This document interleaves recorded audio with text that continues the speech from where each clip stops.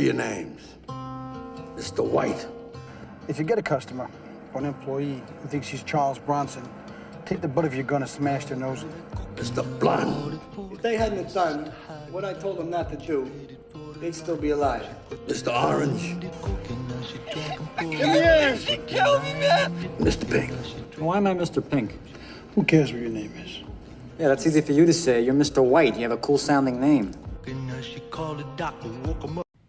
And we're back, like we never left. Here in the studio, it feels like it's been forever since I've been in my own studio, but here we are. Welcome to the Confessions of a Not So Dangerous Mind podcast. I'd like to thank you all for spending this, hopefully, happy hump day here with me in New York. Once again, we're going to skip past all that promotional jazz and get right to the guts of the episode.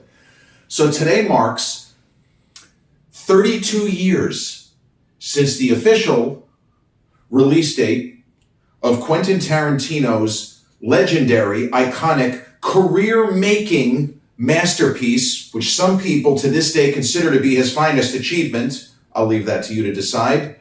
Reservoir Dogs. Now, the thing with release dates is depending on how you enter something into a Google search, you're going to get a lot of different answers to the question, when was Reservoir Dogs released? Because I've seen a bunch. And then there were people that would say, no, wait a minute, technically, when it opened at the Sundance Film Festival circa January 1992, well, that was kind of a release date too, wasn't it? But October 23rd, 1992 is listed as the official release date.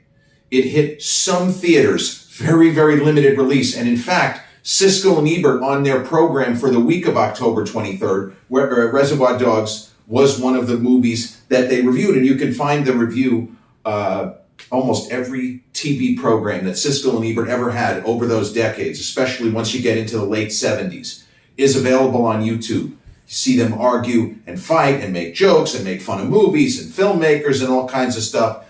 But sometimes they were in lockstep. And when it came to movies like Pulp Fiction and when it came to Reservoir Dogs, they knew they had seen something different.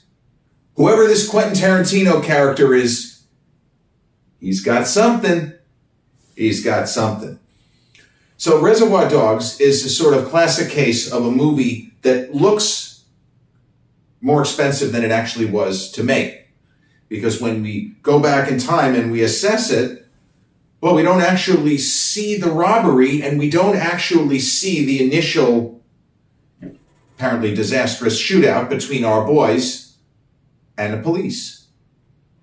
Tarantino managed to make what appeared to be an expensive-looking film for probably well under $5 million. I don't think that Keitel got much more than scale, and he was the biggest star in the cast at the time, even though his career had kind of fallen off. But that's an important part of the Reservoir Dogs story.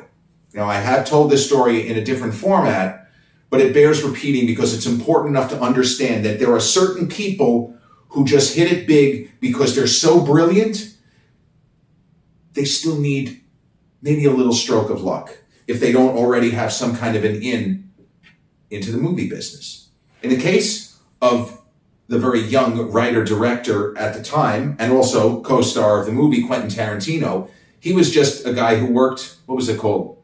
Video Unlimited? Video Treasures. I forgot the name of the video store that he worked in. But he was just a brilliant kid working in a video store who was shooting a kind of student film, even though he wasn't in film school. But he was working on a movie while he was working in a video store. But he had big dreams. And the thing is, almost everybody who's ever imagined themselves being a writer, being a filmmaker, being an actor, being a sports figure, you have big dreams.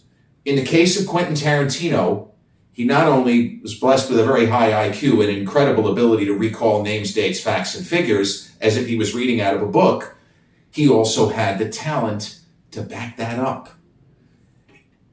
But without an into the business, without an agent, without a way to even get a screenplay to an agent or management company that would read the fucking thing, because you can get a script, and I can tell you firsthand, just getting a script in the door is not really the most important thing. The important thing is that somebody actually takes the time to read a couple of pages. because nobody in Hollywood seems to like to read, and the whole business is based on reading. It's kind of a bizarre catch-22, almost 180-degree obverse.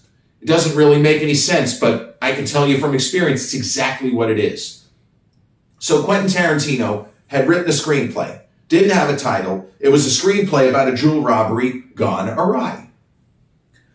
And this is the days before the internet. Quentin is, a number of years older than me. I think that he's still in his 50s. Maybe he's just turned 60.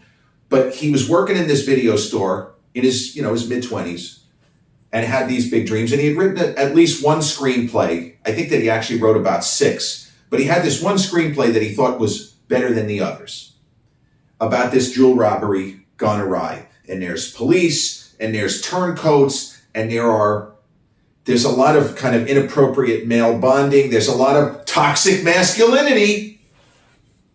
Didn't hit the same way 1989, 1990 era. Now it would be looked upon, or is looked upon, differently. It's not that people were okay with it. I remember at NYU 30 years ago, we were talking about this sort of stuff. We're talking about Reservoir Dogs 30 years ago, and we were even debating, is Tarantino championing this, or is he saying, this is not okay? Well, no spoilers, but given how the movie winds up, I think that he was actually saying, this is not okay. That's neither here nor there. Young Quentin Tarantino wrote this screenplay, among others he had written, and he finally saw a potential opening. In the pre-internet era, he couldn't just do this and see what companies were accepting screenplays from unknown writers or people who might even have him in for a meeting. Could he be a creative executive with an independent company? Because he would have been great at that too, no doubt about it. Given that he's never been afraid to express his opinions. If you gave him a screenplay from that era and said, kid, can you write me 10 pages on this? Is it good? Is it bad? Can you give me notes? He would have hit a fucking home run. He would have been phenomenal at that too. But Quentin Tarantino, in his newspaper, his local paper, he just happened to be reading the entertainment section circa late 1989, and he saw an advertisement for an acting class. Now, he was interested in acting, but if we're being honest, he's not much of an actor. And that is not a criticism. He's an incredible writer and an even better filmmaker. The fact that he's not a great actor, so what? You can't be great at everything, right? But the acting class was taught by Harvey Keitel's wife. Quentin Tarantino game planned and imagined a scenario in which he would take the class. Maybe he wouldn't be the best actor, but he would dazzle Harvey Keitel's wife with his knowledge of movies, of history, of the business itself, of foreign films if she wanted to talk about that. If she wanted to talk about silent films, he could give you chapter and verse on F.W. Murnau and Sergei Eisenstein and Michelangelo Antonioni and Roberto Rossellini and Federico Fellini, among hundreds of others, Kenji Mizoguchi, Yasujiro Ozu. He knows all of this stuff in 1989. So he signs up to take this acting class, and son of a gun, if it doesn't go exactly the way that he envisioned, it's like it was meant to be. Keitel's wife knows he can't act, but she loves that he's so intelligent, he's so engaging with the other people in the class, he's terrific, he's willing to try anything even though he knows he doesn't have the most range, and he doesn't really speak, his speech pattern is good for a director, but not really for an actor. But he feels comfortable enough with her to say, I wrote a script, I don't really have any connections, and I understand it's a big ask. It's even maybe inappropriate that I'm even asking you this. But if you would just take a look at this screenplay, and if, and only if, you see something, maybe you could bring it up to your husband? And she says, of course, Quentin, of course. Show me what you got. So he gives her a copy of this jewel robbery gone awry screenplay. And this is not an apocryphal story. This is literally what happened. She looked at it, and she wasn't necessarily a huge reader, but she saw something in the first 5 pages that marked, this is not just a savant high IQ genius. He's a savant, high IQ genius who is fucking brilliant writer. So I don't know the mechanics of how she approached her husband. But before Quentin Tarantino knew it, within 2 days, he got a phone call from Harvey Keitel. Kid, you wrote this? Is this really Harvey Keitel or is somebody playing a prank? No, kid. This is very serious. My wife gave me your script. I didn't want to look at it. She said, sweetie, just read the first page. Please, just give this guy one page. And if it doesn't grab you, no problem. Just one page, please, honey. I gave her one page. I didn't want to do it. I did it. And I read the whole thing in one shot. Kid, this might be the best script I've ever read. This is yours. You didn't take this somewhere. You didn't copy it from somebody. This is really yours. Yeah. Okay. I'm just fucking with you. I know you wrote this. Let's meet. So long story short, Harvey Keitel, whose career was on the downside temporarily, he was still working in Hollywood. He was in movies like The Pickup Artist with a young Robert Downey Jr. Bob Gunton, later in The Shawshank. Molly Ringwald, whose star was also somewhat on the decline. So Harvey was working, but he was nowhere near the A-list. He wasn't really even on the B-list. And it was terrible for a guy of his talent that his career had kind of dropped off. And it didn't really make any sense. It's not like he was phoning anything in. The Pickup Artist just was a shitty movie. I mean, Downey Jr. was fortunate to come through it unscathed. It's just not good.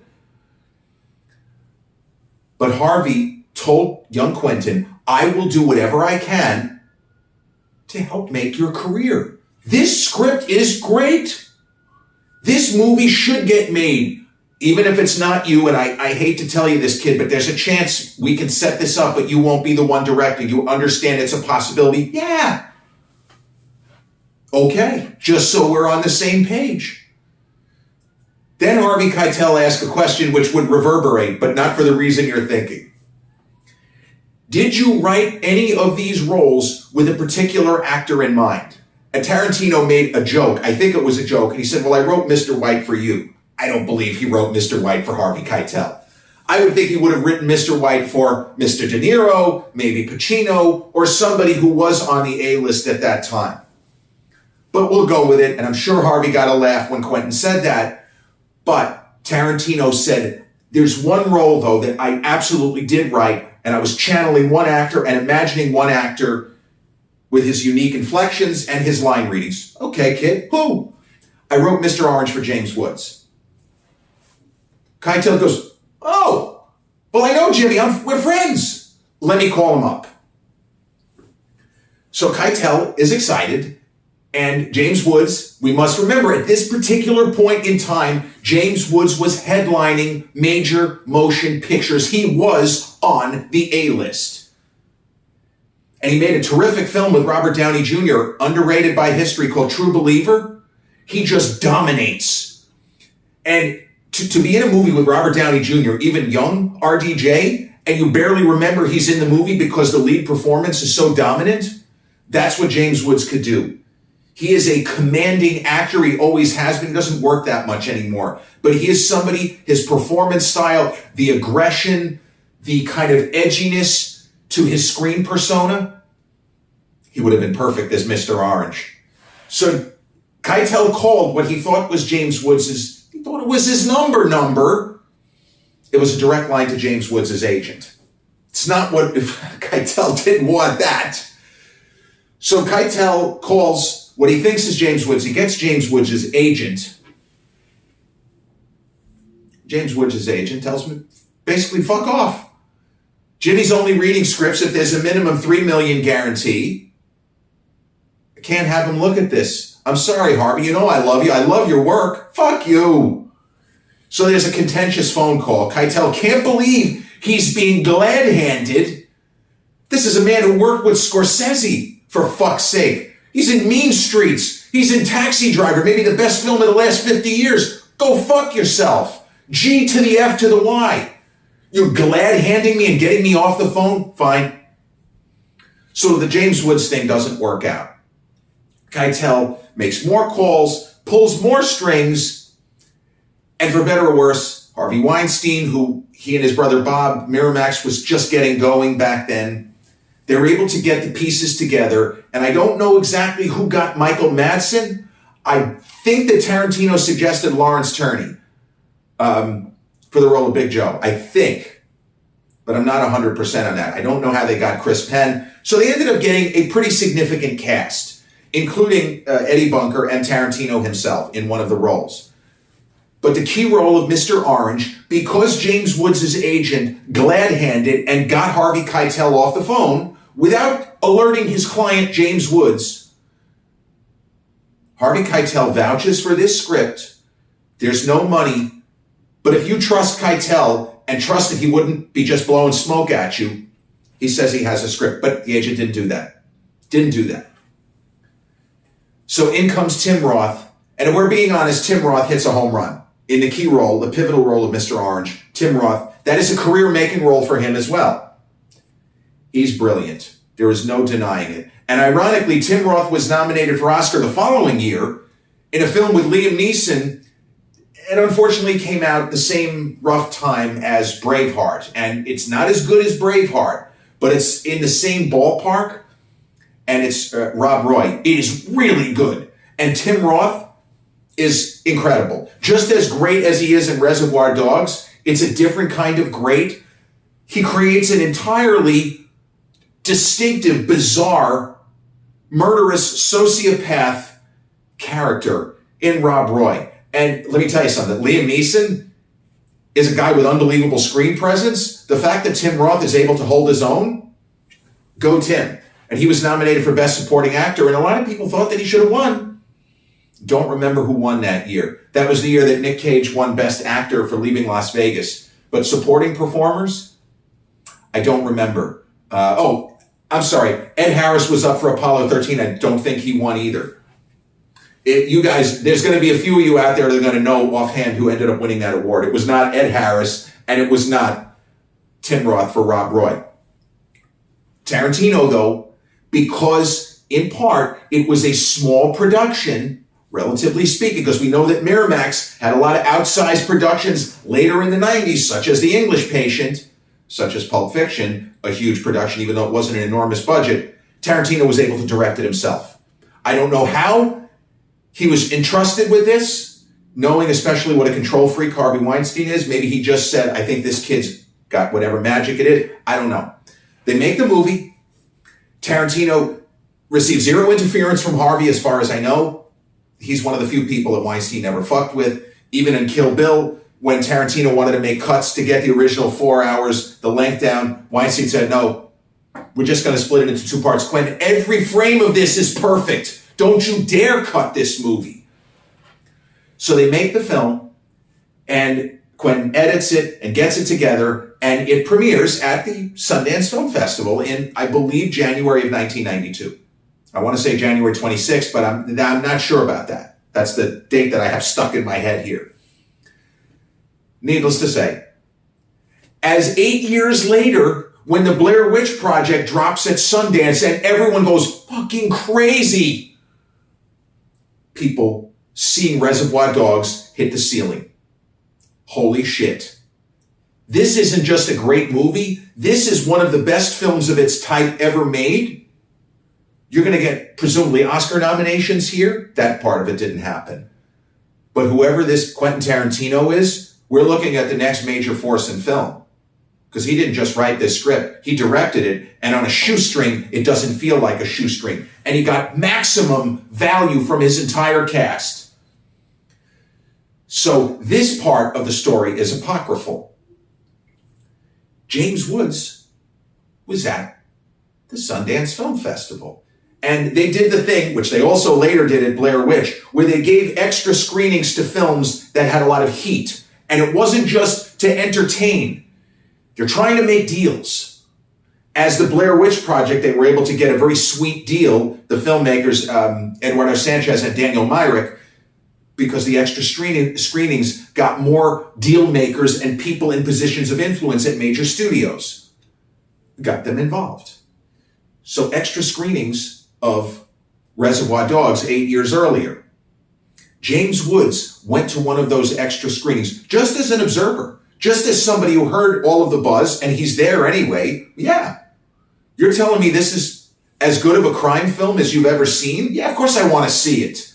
So he wasn't watching it as a business person. He's watching it as an actor and as a movie fan. So he sees the movie.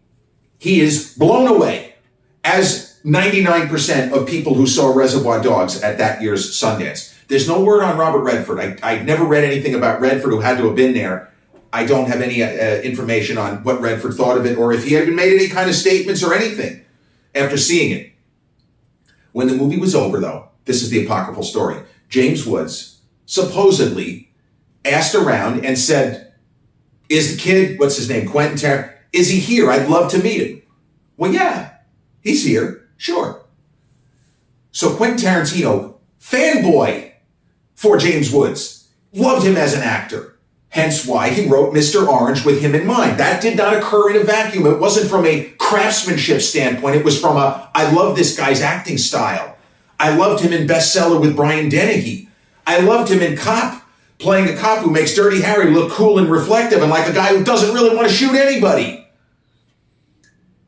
1980s into the 90s, James Woods, he was kind of a cheat code. And even as far up as Contact in 97, he's a fucking scream in that movie, even though it's not really a comedy. Every line reading, he's just chewing scenery with Sylvester Stallone and The Specialist. Every line reading is gold.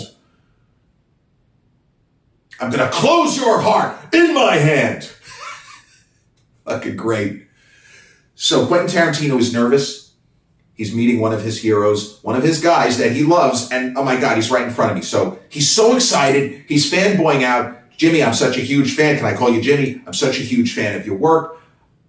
I wrote the part of Mr. Orange with you in mind. What?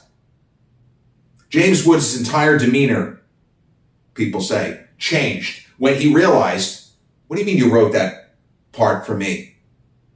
And then Tarantino, truth teller that he is, always okay with ruffling feathers. He's just going to say his piece. He's already confident enough in the way that Woods is relating to him. He says, Jimmy, Harvey called your agent. Harvey called your agent. Your agent laughed him off the phone. He said you wouldn't even look at a script unless there was a big guarantee up front. We had to do something else, you understand. I would have loved to have gotten you in this movie, Jimmy. But hey, Tim was great too, wasn't he? According to legend, and this I believe because James Woods appears to be this kind of personality. He's not gonna, he's no shrinking violet either. Supposedly, James Woods pulled out his 1992 era cellular telephone, and I'm going like this because it was probably not much different as far as size as this. Woods called his agent and fired him on the spot. I think that's a true story. Too many different people have corroborated 80% of that for it to be all made up. It could have been James Woods, but it was Tim Roth. And the thing is, during production, there were no issues with Tim Roth. There were no issues with Michael Madsen. And Michael Madsen ad-libbed some of the iconic Stuck in the Middle with You, that famous scene. It wasn't... Tarantino is a control freak in certain respects, but he also allows his actors room. And there are some filmmakers that really don't do that. They want you to do what's on the page. And even Jamie Foxx told a story that when it came to Django Unchained, Quentin started off not giving him that much direction, but then he had to. Because Jamie, and he admitted this, I don't think I had the right take on the character. And Quentin, I don't know that he necessarily liked talking to me the way that he did, but he said, Jamie, you're gonna fuck up my movie. You can't play the part like this. But Tarantino gave Madsen some room, and the Stuck in the Middle with You sequence, which is so iconic, it wasn't really in the script the way that it came across in the film. And Keitel had a huge comeback in that era from the Keitel, who was nowhere near the A-list, and then all of a sudden, he has a big supporting performance in Thelma and Louise, and he gets an Oscar nomination for the movie Bugsy, which was also released the same year as Thelma and Louise, 1991. So Keitel, by the time of the 92 Sundance Film Festival, his career had ascended again.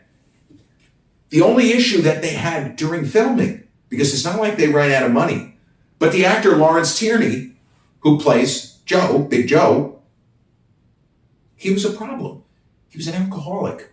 And at various points in filming, he became so frustrated that he just kind of did his own thing. And they had to fetch him from the hotel. I mean, you would think, and this is a bit of a cliche, that the older actor, a guy who had, he'd worked in the 40s and 50s, Lawrence Tierney, you'd think that he would have been the most professional. And Steve Buscemi's character, Mr. Pink, he's always talking about professionalism. And I feel like some of it, they were taking a bit of a shot at Lawrence Tierney because all of the young guys were consummate professionals. Keitel you'd expect it from.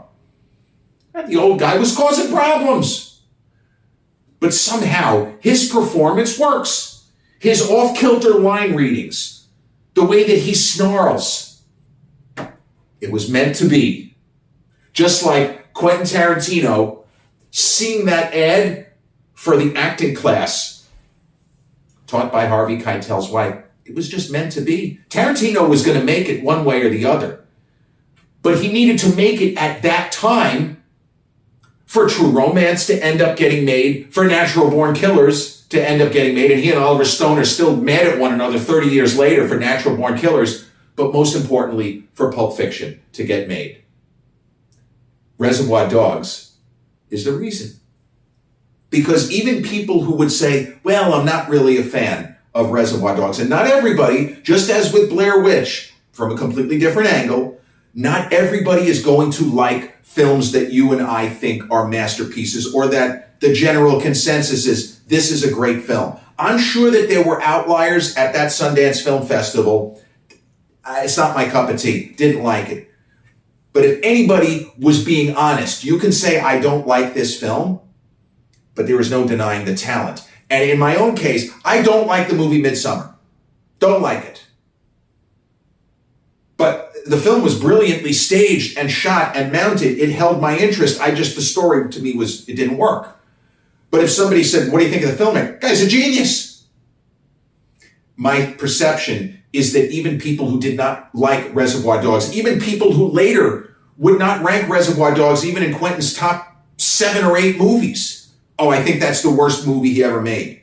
There is no denying the eye and the ability to stage sequences on a limited budget. I keep coming back to that, but it's important to note. He didn't have unlimited money for unlimited takes. It is an important factor. Being able to shoot on the cheap and make it look expensive. It is a skill. It should be an acquired skill, but young Quentin had it from the jump. He's just one of those special people. He was always meant to do this. And people talk about, is he going to retire? And he had the movie critic, which he was preparing, and there were ideas to get Tom Cruise and Brad Pitt's going to be in it. And I guess Quentin, even though he worked on the script for more than 2 years, he said something that people who haven't made it in the business, it would be difficult to understand. In much the same way that when you read like a William Goldman book where he talks about the number of screenplays he was hired to write and got paid for, and then he ended up making a movie that was nothing like his script. He still got his $1 million or $2 million, but he ended up getting blamed for shit when shit went wrong. But Tarantino, what he said was, not every script I write is meant to be a movie. And he felt that the movie critic, maybe he just felt it wasn't good enough. Sometimes it's a question of it's just not good enough. And if he wasn't excited, or he was no longer excited to make that his 10th film and presumably his last movie, of course I'm going to support him. He's earned that through one masterpiece or near masterpiece after another. The only movie of his I don't really think is that good. When I say that, it's 3 stars out of 4. I don't believe Quentin is capable of making a bad movie. I don't love Jackie Brown. I love the actors, and I love the fact that he brought back Robert Forster, who had been in a wilderness for a really long time, and Pam Grier. And I love the supporting performances. De Niro is funny, Michael Keaton, Bridget Fonda's a riot. I don't love that movie. But Reservoir Dogs, the most unconventional crime thriller ever made, released on this day, October 23rd, 1992. Directed by and co-starring and written by Quentin Tarantino and starring Michael Madsen, Tim Roth, Harvey Keitel, Eddie Bunker, Steve Buscemi. and a future Oscar nominee, and a phenomenal Tim Roth, Chris Penn and Lawrence Tierney. This has been episode 342 of the Confessions of a Not So Dangerous Mind podcast. I'd like to thank you all for spending some of your happy hump day, I hope, with me here in New York. If you checked out this episode on the YouTube channel, haven't done so already, please click like, subscribe, comment, share, turn on those notifications. Or if you catch this episode on the audio platforms such as Podbean, Spotify, iTunes, or the others in which we're hosted, same general rule applies. Click like, subscribe, share, and turn on those notifications. I'll be back with a new episode real soon. Till then, peace.